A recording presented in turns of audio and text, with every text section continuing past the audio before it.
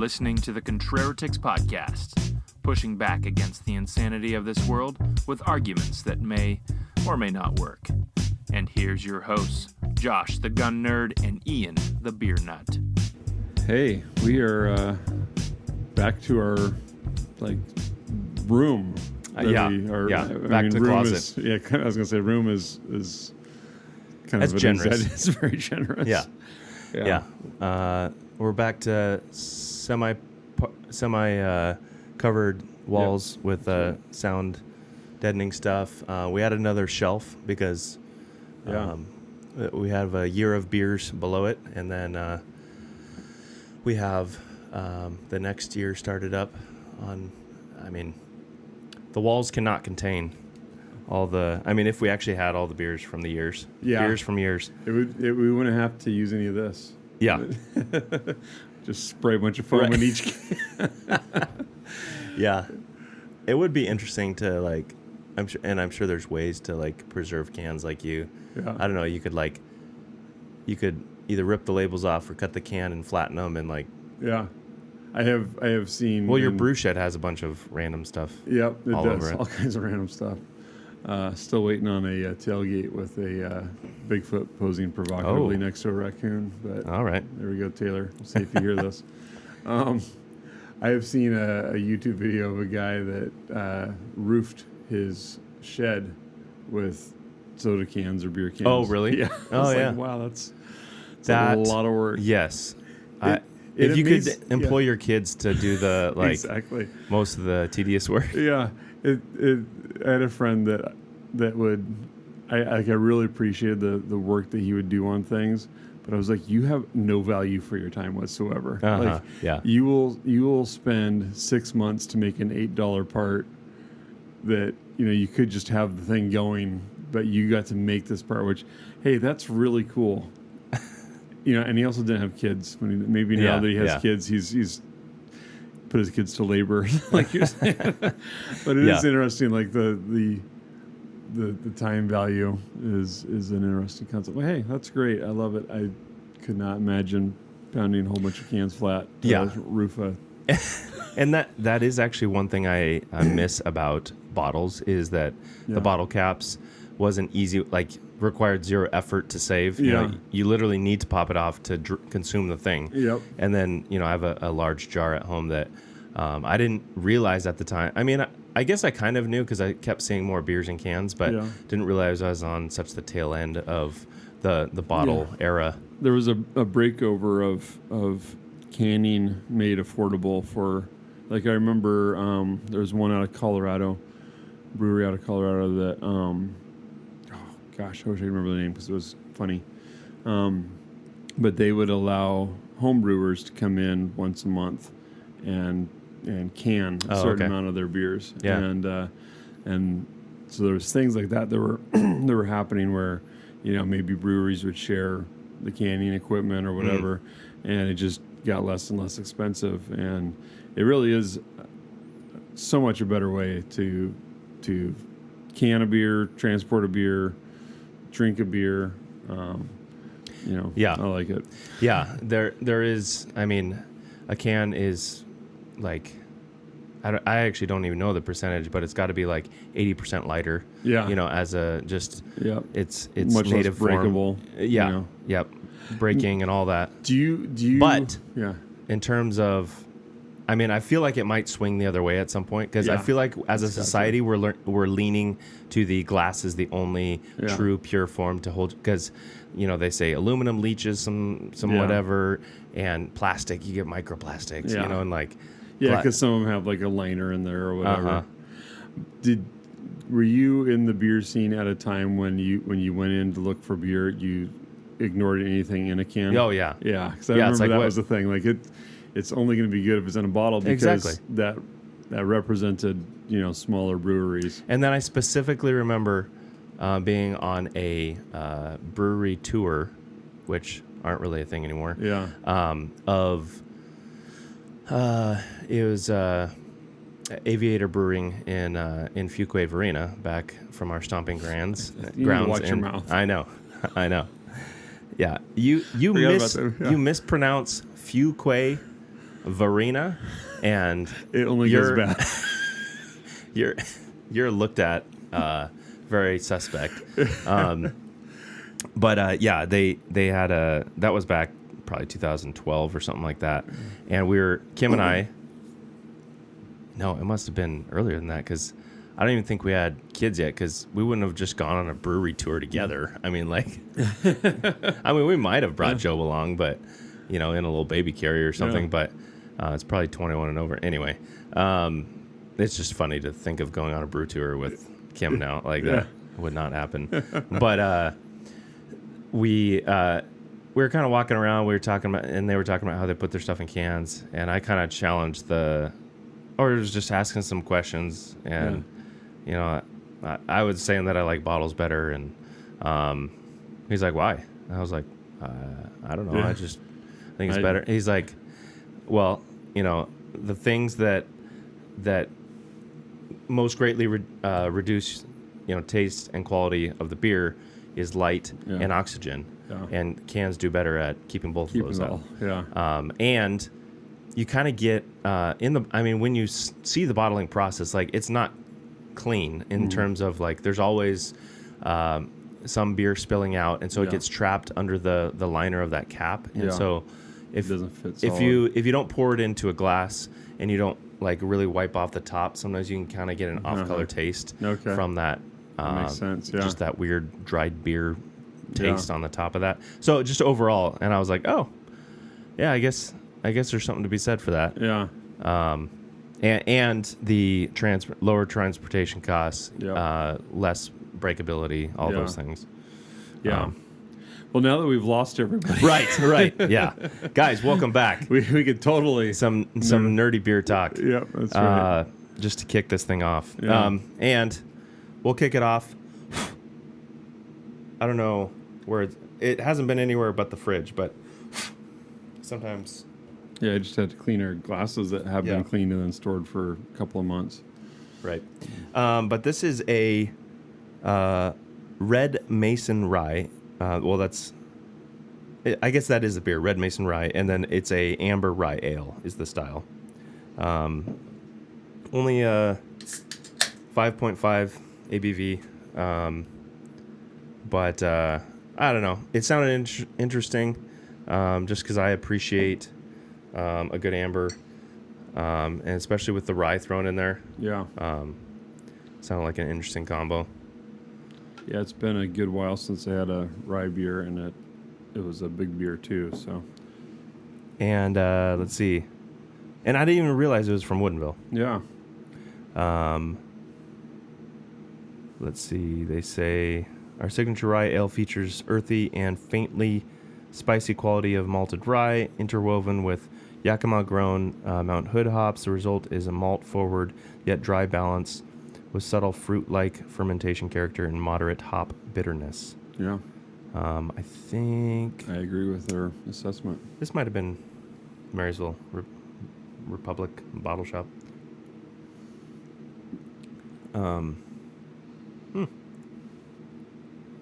What kind of notes are you getting? That's what I like.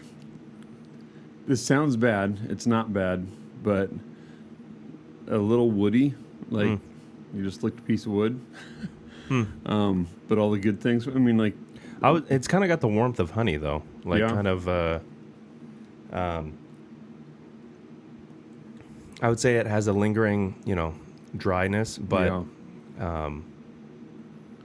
it's very drinkable. It is, yeah. I mean, I could see this would be nice front porch in the fall, kind of. Mm-hmm.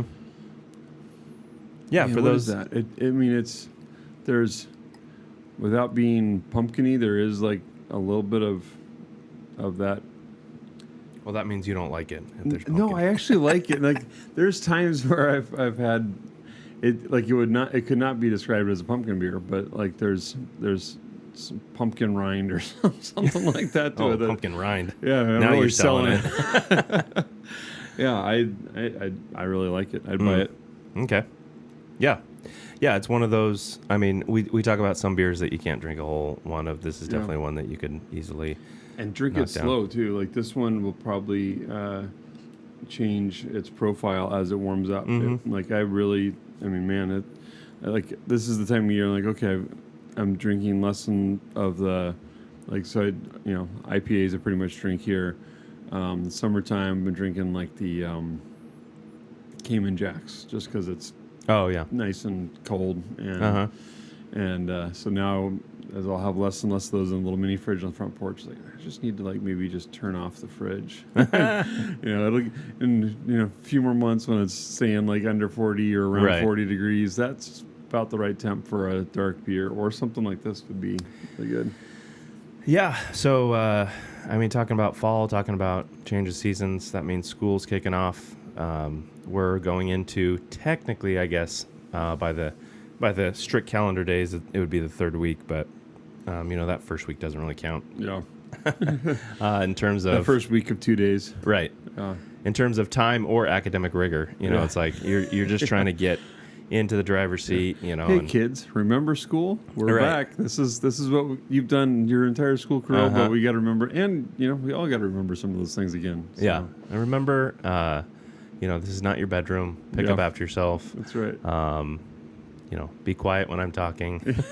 All those kind of things. Yeah, you're not the teacher. I am. Yeah. But very different start to the year compared to last year for me.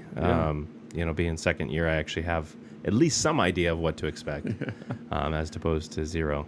There is some confidence that comes with getting into round two, for sure. You're like, okay, I know how the punches are going to swing. Yeah, and knowing, just kind of having my role figured out a little bit more with the media stuff, and knowing what kind of things I want to capture, and some of that is internal, like just videos for the kids, it sounds like most people like the first day video. It was fantastic. Yeah. I just kind of did one that went around, started with Jonathan, the headmaster, and then went around to all the teachers saying hi. And for some reason in my head, I had it going to Walking on Sunshine, and it turned out. It was perfect. It really was. And it was after like watching it the second time, I realized it was Walking on Sunshine. And I was like, man, that literally could not have been just better for the movement, like the physical movements that were going on in it. And it was funny too, when it came up, I was like, I remember we talked about this. I don't think I'm going to be in this one. I don't remember. and then it was like, you're running down to ours. I was like, oh, that's right. I remember. Yeah. Yeah. And it's not ideal situation because your classroom was taken over for the JCPenney's. Rummage sale, which it looks very rummagey. Yeah. And we didn't even have all the teachers there. So I tried to make like a comical way of like just perfect inserting them. Yeah. I know. I was trying to think about it afterwards. I was like, man, what would I have done? I was like, I wouldn't have done anything that would have been funny. Like, it might have been I thought about super analog, like a piece of paper on the desk saying that, their name. I thought about just putting just the title up there and having no one there, but and that would have worked. But the picture was hilarious. That was great. Just kind of creeping up from the bottom up. Totally. His eyes, Dave Leiden's eyes poking out first. Yeah, you really knocked it out of the park. It was really good. Everybody really appreciated it. It is fun. Like, what was the other? Oh, the video from Field Day too. You did that last year, if I remember right. But it is good to have those reminders of, oh yeah, remember that fun we just had. Like it just cements those memories a little bit more. It's really good. So you're really doing well. It's fun to see how that's encouraging to the kids and everybody. Yeah, because and thanks. I actually really enjoy giving those things to the kids, and like, because I do think it helps build community and build like, hey, we're actually doing something because we see ourselves on the screen. Yeah, because that's another thing too is, when you're doing field day, you're seeing your little segment. Right. You're not seeing what everybody else is doing. And so having that video, you get to see, oh, we were all in this together. And it does, kind of cement that as a collective party, really. Yeah, and I felt really torn because it's the first year I was leading House Calvin, and I was kind of going back and forth like, okay, guys, you good? I'm going to go over here and try to get some shots of other people. But it worked out. Yeah. We didn't win anything, but Well, it takes time. And, it's like, I told Job, it's like, a high school soccer team at a small school. Some years you're going to be great. Others years you're just going to be scrounging for anybody that has enough height, somebody that can move their legs, eye coordination to dribble a ball. Yep. It's just kind of, some of that's the luck of the draw and just who God brings your way as a small school. Totally. But, I mean, talking about some things of levity, but also, we're on the tail end of just a couple days ago, Charlie Kirk getting shot and killed ultimately. I mean, really, when you look at the footage, it doesn't look like who thought he would survive that. I mean, there was just a lot of blood all right away. Yeah. And to hear the reaction, it is as divided as ever, in terms of, like the response to whatever you think about how 9/11 actually happened, like who was behind it and blah, blah, blah. The response was very unified. People were like, how dare you come on our soil? And, like lots of people signing up to go fight. And this type of thing shows just how divided we are. Yeah, it's just 24 years later. Right. Yeah.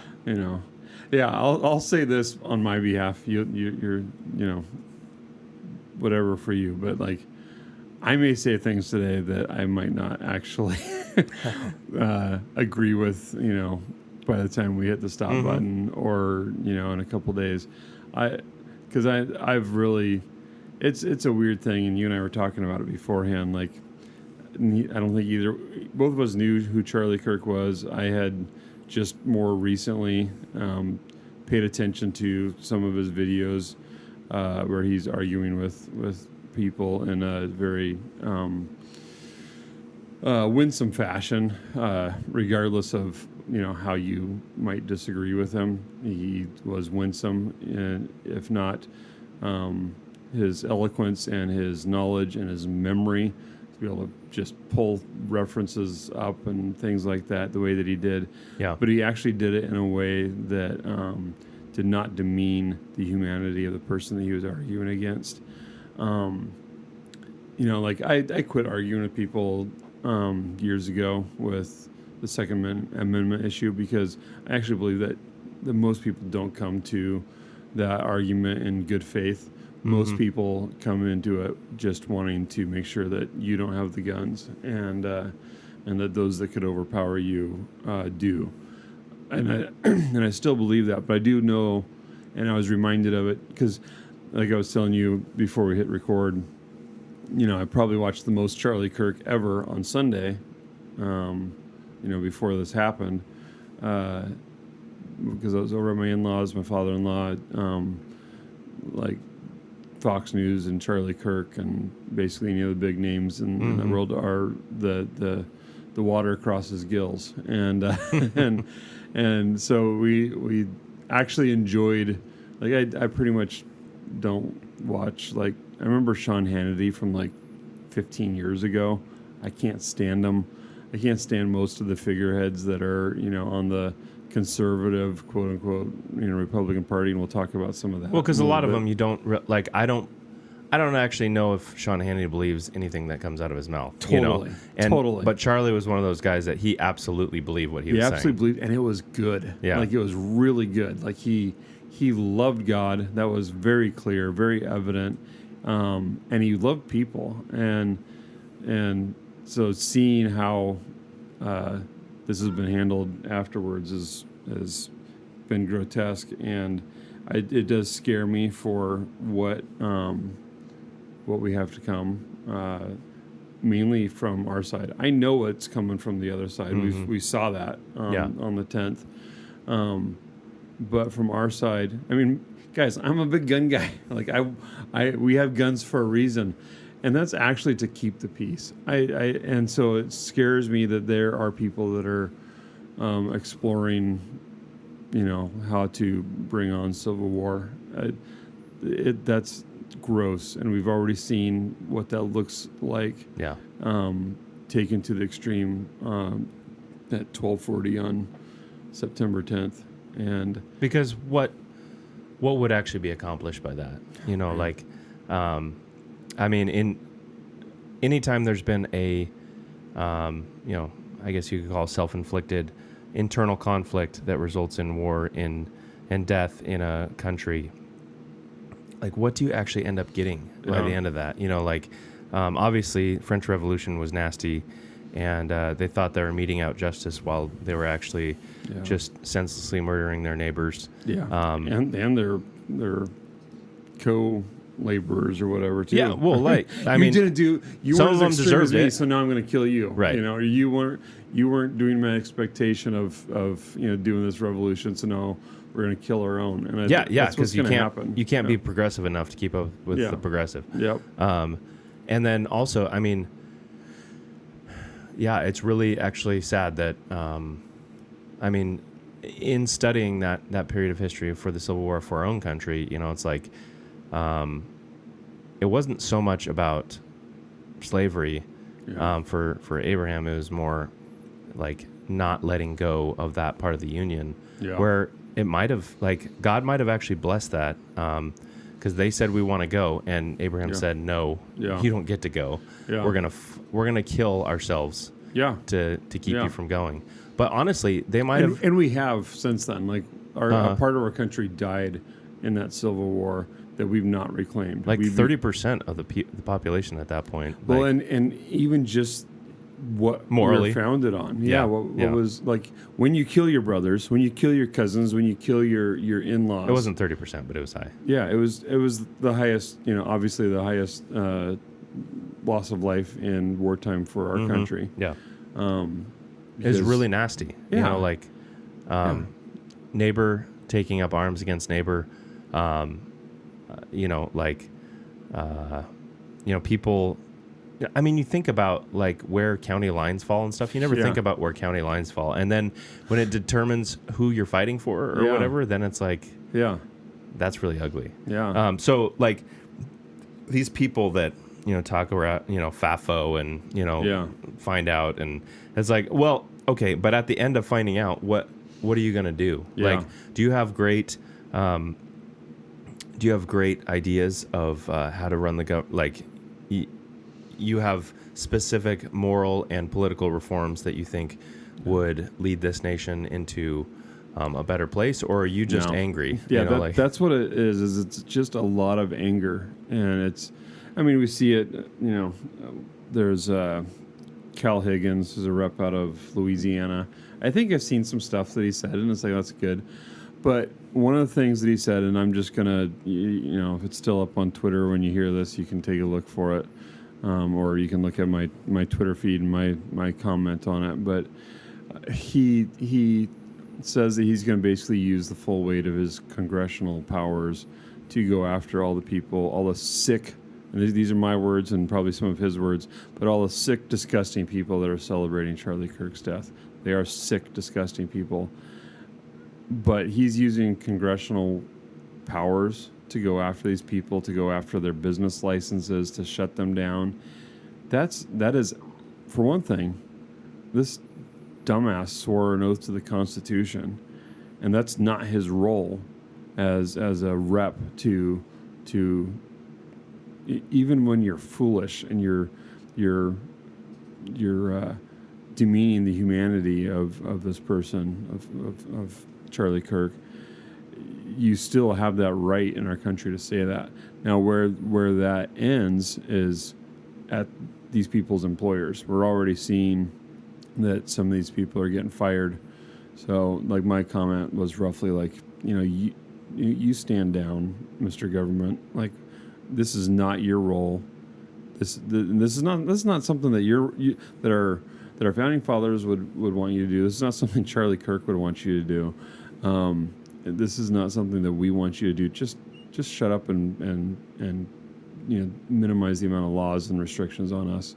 Yeah. And get out of the way and let the people call these employers of you know, these doctors and these teachers and all that. Let us call them up and put the pressure on them. That's our job. Like, they can say what they want, and we can also say, hey, look, we don't want them teaching our kids. We don't want them being our suicide hotline counselors. We don't want them. Let us decide to boycott their business, not you shutting them down. Exactly. So this is where having a freaking principled approach is, where you're not just going to start killing people because you don't like what they say. You're not going to just start trying to shut down dissent, but you have a principle where you say, there's this, we don't want to be here, and if you want our business, then you might want to get rid of this person. Or it was kind of like, this is not a direct corollary, but in a similar way to I think of the whole cake baking gay marriage thing, where it's like, you should not be allowed to be in business because you won't bake a cake for me. It's instead of just saying, great, I'm not gonna give you my business. I'm not gonna give you my business. I'm gonna go over here. Yeah, and I might tell all my friends about you're not gonna bake a cake for my big fat gay wedding. Right. That's a movie, right? I think it is. Probably is. Probably a spoof. but like, that's the way it's supposed to work. Yeah. It down here at the community level, at the grassroots level in the towns, saying, okay, look, if you don't want to, bake a cake for me, then I'm not going to give you business. I'm going to close you down and sue you and take everything from you with the hand of the government. Right.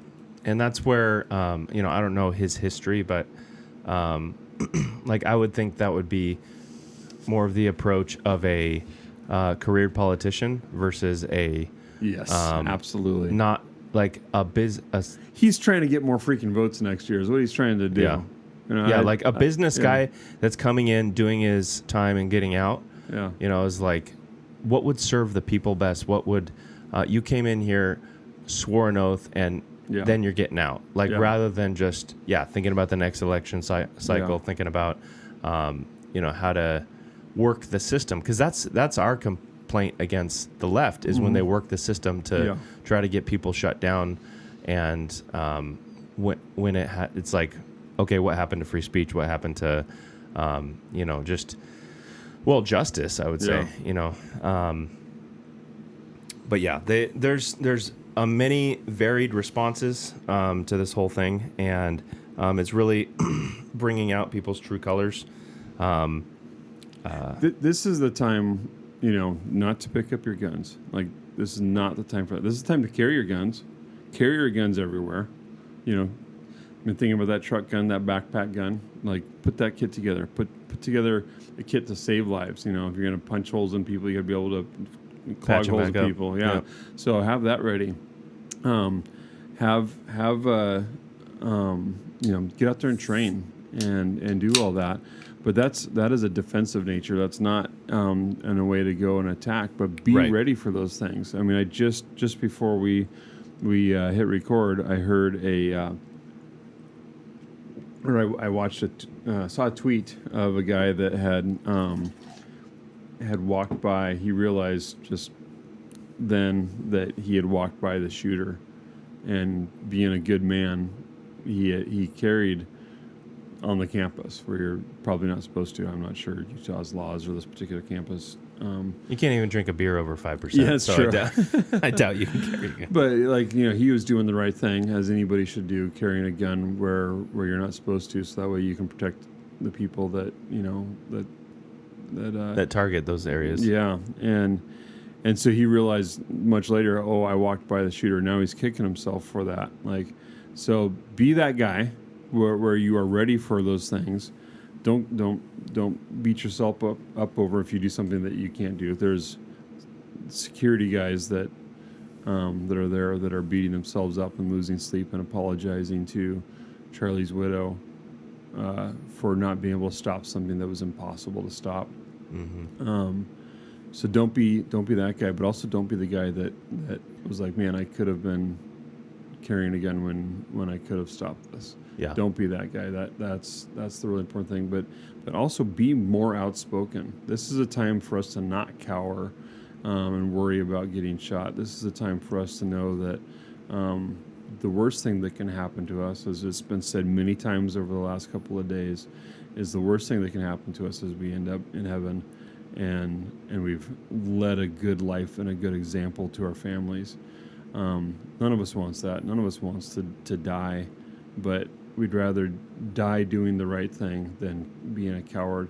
So this is a time to actually, when somebody says something that is that promotes the trans agenda, the anti-United States life that we want to promote, this is a time to be loud about it and not cower and push back against it. Yeah, in a winsome way, and pushing back and saying, because a lot of times people are just afraid to say anything. Most of the people in the crowd or in the area think differently, but they don't want to be canceled or don't want to be, whatever.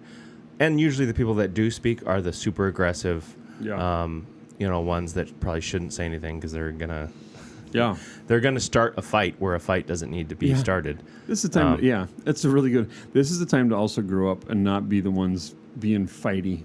Yeah, yeah. You like. There's times when in the videos that I've seen where Charlie is passionate, but he's also not.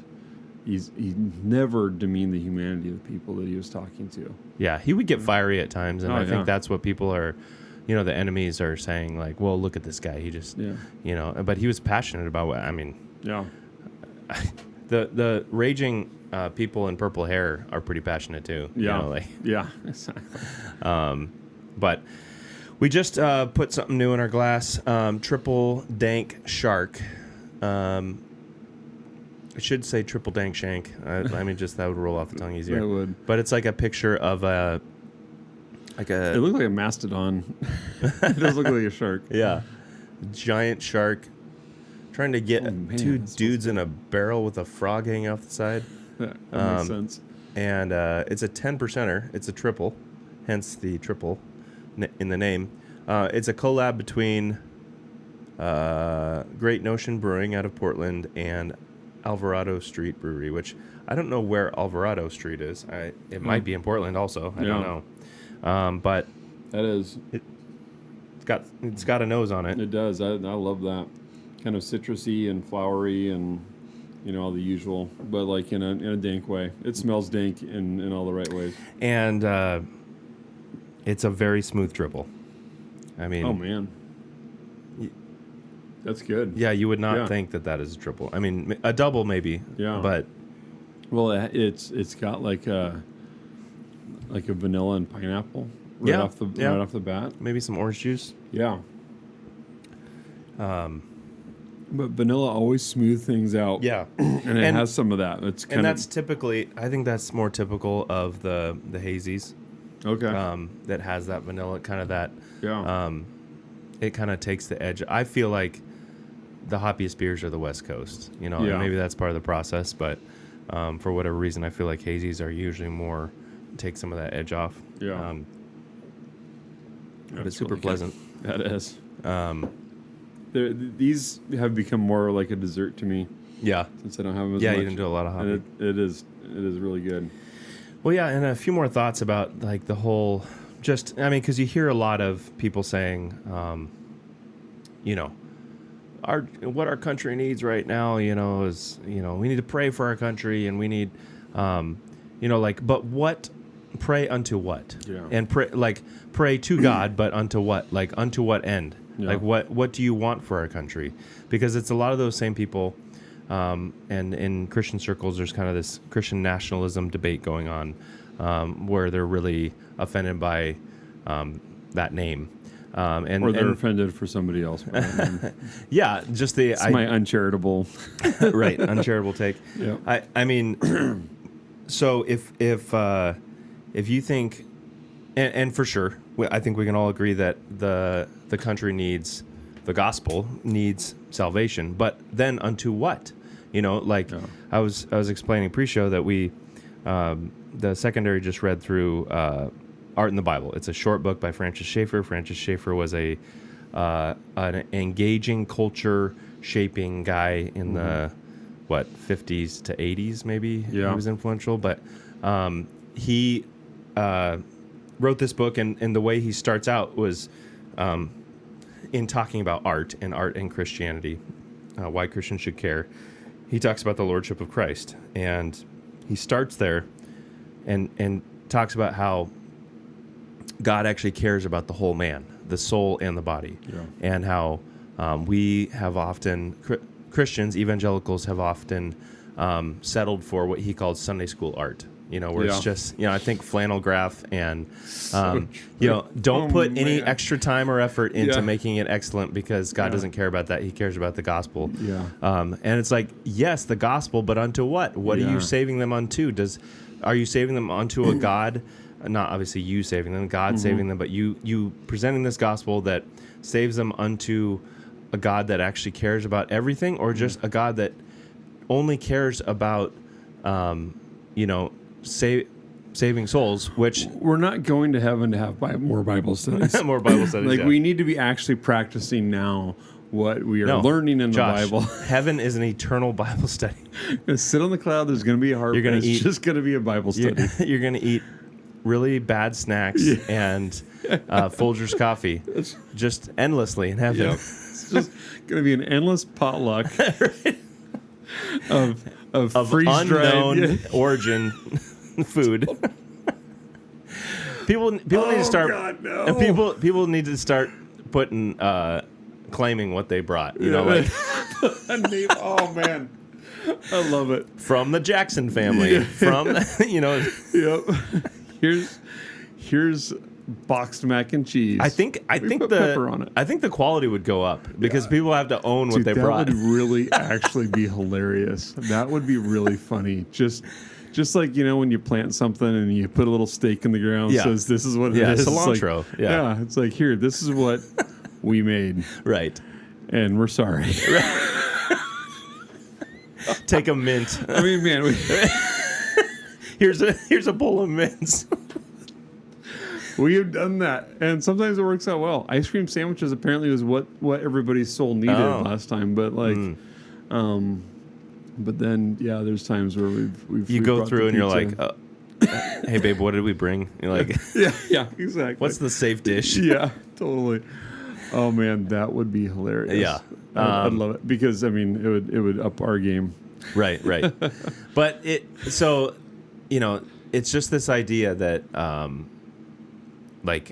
that evangelicals often settle for just I would call it safe because when you actually believe that God cares about all of it, the soul, the body, the whole man, Schaeffer talks about the whole man, the total man, and the total world. So all of God's creation, God cares about. Then your horizon actually has to be expanded. Yeah. Like big time. Yeah. And you actually have to care about a lot of stuff that maybe you think feels dirty, because it's not just the Romans road, to salvation, which we should not neglect that. We should our faith, we should wear it on our sleeves, and we should be ready to tell the hope that's and on within our work us. gloves, right? And in our blood, sweat, and tears. Yeah. But I think it's and I did mention Christian nationalism. I just think that's a term that people, I don't know what they hear when they hear that, but I think a lot of people hear, maybe a different version of social gospel or something like that. I think it's saying, if we want the best for our neighbor, and the best for our neighbor means not only for them to be saved, but then a society that cares about what God cares about, which necessarily means that you need to have people in positions of power and influence that would take the whole culture that way. If we think God cares about culture and society and government and all that, then why wouldn't we want a nation that enforces the law according to what God thinks, not according that blesses everybody. Yeah. Like we do actually think. I mean, that's why we're here, folks. That's because Christians in Europe thought that God has more say in all of that, and so they got their butts over here, and braved the wilderness, and actually made a lot of fantastic founding documents that I'll take my class through this year, but that are on a lot of sound biblical principles that have got us thus far, and we're trying to tear it down. We're trying to call it a living document or, whatever. And we would like, judges are trying to judge, according to their own eyes. But, saying you can't judge. Yeah. And who was it that said, this is wholly unfit for godless people or whatever? It's my summation of it. Yeah, absolutely. It doesn't work. It doesn't work if you don't care about what God cares about. Yeah.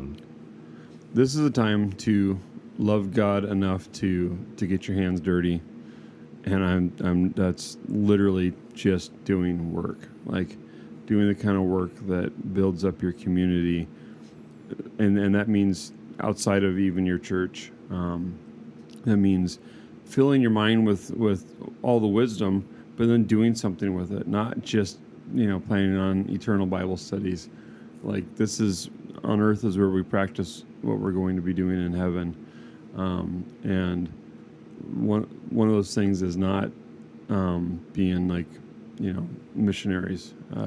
Do that, yeah, but like you're not going to be doing that in heaven. So maybe actually practice how you're going to glorify God wherever you're at. Yeah, because even missionaries should not be void of work and void of it's not like they are just all they can do is hand out tracts. Yeah. It's like like to be a whole man.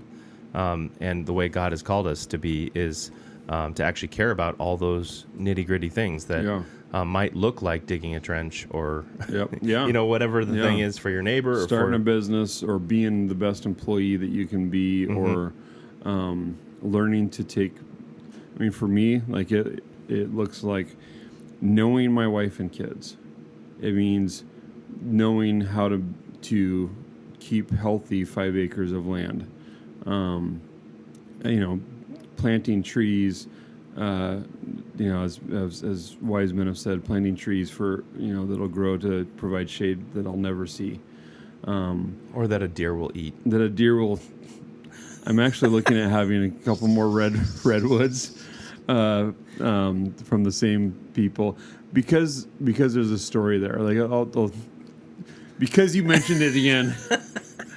So I've actually been in talks. Oh, okay. With the people that I got the redwood sapling with, and I'd go out and buy them, but also like from these particular people, I'd love to honor them because they're wonderful, God-fearing people. I'd love to have the story behind it. These trees came from these friends of, my dad and stepmom that grew them in their yard and moved them from Seattle to our yard, and the deer didn't get them this time. Right. and here they are, if God tarries 100 years later, providing, wood for building, shade for resting, all that from our property, and that, Lord willing, still being in the family, because I want our property. This is something maybe we should talk about sometime, more so than we have in the past, but having a place that our family has for as long as we're around, as a place of rest and growth and all that, and being able to carry on those like ideals, and that glorification, and being able to see what God does with a property that has started with what we've had. I think that's really important, and I really think actually that would be a really good topic, because I could talk on that for a while. Sure, yeah. But that, not to rabbit trail out any more than that, but like whatever it is you have, God has given you, like this is a time to use it to glorify Him, and that's not just filling your head with knowledge. It is actually taking that knowledge and pushing it out into where you live, whether it's Marysville, Washington, whether it's a classical school or your church or your potluck. Right. It's this is the time to make it all more beautiful and more winsome, and make it harder for the trans blue-haired freak show crowd to have anything to speak against. Yeah, and make them jealous for what, not just what you have, but what you're doing. Like, because as God blesses, that heaps coals. Yep. You know, because honestly, like having children, we have nothing to do with that. Like God blesses and God takes away. You know, like we do, but also without God's blessing, nothing's gonna happen. And also, I mean, looking for His blessing the whole way through, raising them, all that. But God blesses faithfulness. So be faithful. And if you feel like, if you can't point to a thing and say, you know, this is where I'm contributing, or this is what I mean, of course, lean into the essentials. Lean into your kids. Lean into your wife. Lean into maybe lean into your wife to have more kids, you know, or whatever. But you know, like do the stuff right in front of you, and then also go out from there and see what other things you can do for your neighbor, for your church, for your community, and see how you can increase that influence, increase you know, the blessing. If we do think that the gospel blesses, then show them that it blesses. Like show them that that God does actually have, like He created the world, He knows how it works, and His way is best. Because it is. And I'm, you know, hoping and praying for our community that we can do that for Marysville, and that we can continue to strategize ways to be more outside of our dead end street here, and more visible for the blessing of our neighbor and for our community.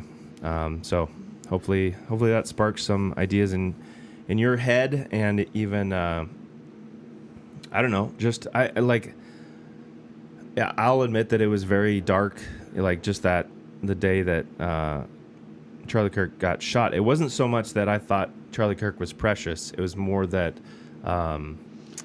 there was a seeing it all play out, and seeing the and thinking about what type of person it'd take to just cold blood murder somebody in front of everybody. And then seeing people essentially dancing on his grave, you know. Like it's really kind of sickening.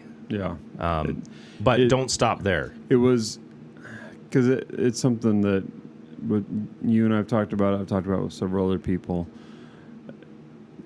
Like I don't get moved by people like that are in the public like this, but it was a very tangible personal attack. It did affect the rest of the day, and actually it's affected, like even now, like it's a weird thing. I don't understand it, but I kind of have an idea. And also being a father and husband, you know, there's that element that you would think if nothing else got through that would impact people, but they're I guess if you're callous, you're just callous, and they don't care. It's a death cult on the other side. They want your, because if somebody was dead, they want your babies dead. If Gretchen Whitmer were murdered, you know, in that same fashion, like that would suck. Like I would not. Like I think she's a messed up person, and you know, in deep with a lot of nefarious stuff. But if someone like that was murdered in the same fashion, like why would I? There would not be rejoice, because our side loves life. Like that is a tenet of our side, is that we love life, and we love life enough to defend it. You know, and it's been a gruesome couple of days, and I hope that it doesn't get worse. That would be a bummer. Keep your gun in your holster unless there's an imminent threat. That's right. Don't be stupid. Don't be the first one. Don't be that guy. We haven't talked about this, and we won't spend time on it now. But like, I saw a video a couple months ago, maybe it was July, of some dude like popping a guy in a wheelchair down on the pier in Seattle. That's right. And he was like, posing as like a vet or a decorated something. The wheelchair guy. But then like, okay, so you're pulling out your gun like to resolve this? He killed a guy. Did the guy die? I can't remember. I can't remember either. Yeah. So I think that was only a couple weeks ago. Oh, was it? Okay. That really feels so long ago right now. Like, don't be that guy. You know what? He didn't die. Okay. He didn't die, but it looked really bad. Yeah. Yeah, don't be that. That's freaking foolish. We carry a gun, hopefully never having to use it. Yeah. You know. So I guess we can say, be obedient to where you're supposed to be obedient. Be defiant where you're supposed to be defiant. Oh, yeah. And carry your rifle by your side. Right. Be dangerous, but... be dangerous but good, to quote a... Reserve your dangerousness for when it's called for. Yep. Yeah, totally. All right, folks. Well, that's time, as much of a ribbon as we're going to put on it. It's good to be back in the saddle and get some. I mean, summer's great, but it's also get back into the rhythm. Yeah. Great to get back into the rhythm of things. And so, thanks for hanging with us, and we'll catch you next time. It is good to get back in a rhythm. It's like it was. Summer was great, and the chaos and the activity was great. But man, it's really good to get back into. Yeah, I was eager to get back in the sauna. Yes, it is right here in this room. Yep. Really all right. Should just pour water on something. That's right. Thanks for listening to the Contraritics. Tune in next time for another dose of guns, beer, and contrarianism.